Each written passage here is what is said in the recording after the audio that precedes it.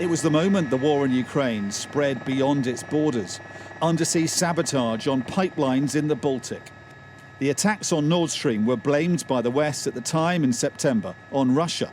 Now Western intelligence is accusing a freelance group of Ukrainians with links to the government in Kyiv.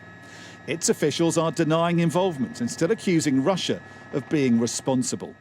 They cut supply in Ukraine, so the next logical step would be to cut half of supply somewhere else. That is why, in my opinion, just the half of these pipelines were blown up. The pipelines were built to carry gas from Russia to Europe via Germany. Leaks were reported on the Nord Stream 2 pipeline first, then a day later, more were discovered on Nord Stream 1. Now, more than 4 months later, German intelligence reportedly claims a wealthy Ukrainian hired a yacht, explosives and divers to launch the attacks. Germany's defence minister was drawing the dots to Kyiv, while urging against jumping to conclusions. I know the reports about this investigation. I read that with great interest.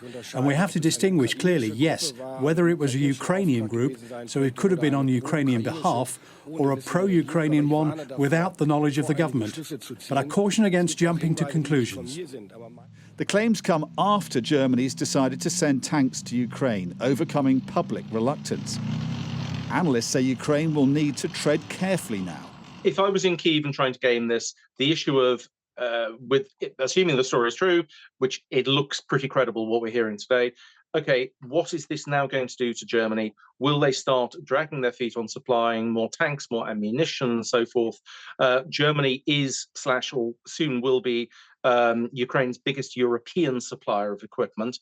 You don't really want to be annoying Germany with, let's call it, freelance activity.